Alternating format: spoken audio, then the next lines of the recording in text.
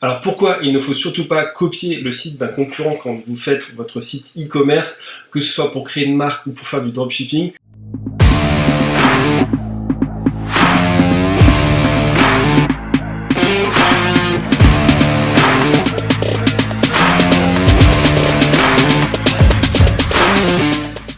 Tout simplement parce que vous risquez très fortement de vous faire bannir.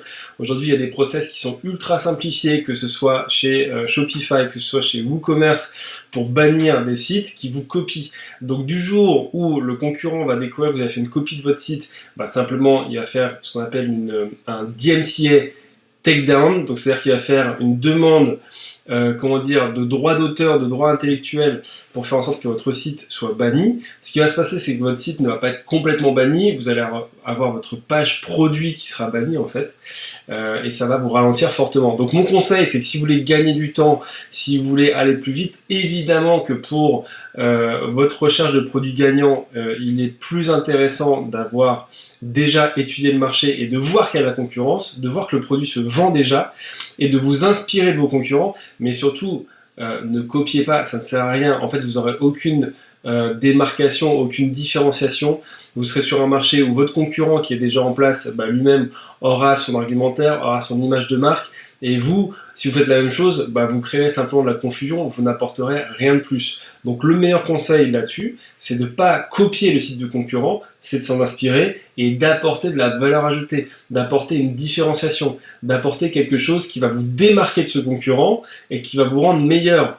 Donc vous pouvez vendre un produit qui est déjà vendu, et c'est d'ailleurs ce que je vous recommande, et c'est pour ça qu'il est important d'avoir un marché déjà avec des concurrents en place. Pas trop de concurrence, parce que sinon le marché est cramé, vous allez être dans ce qu'on appelle un océan rouge, mais un peu de concurrence pour vous dire qu'il y a déjà de la traction sur le produit, qu'il y a déjà de la clientèle.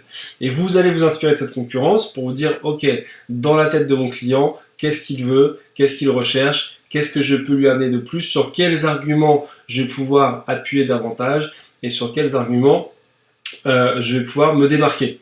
C'est comme si je vous disais aujourd'hui, entre McDo et Burger King, on a deux enseignes de burgers qui vendent sensiblement la même chose, du pain avec une tranche de viande et des frites.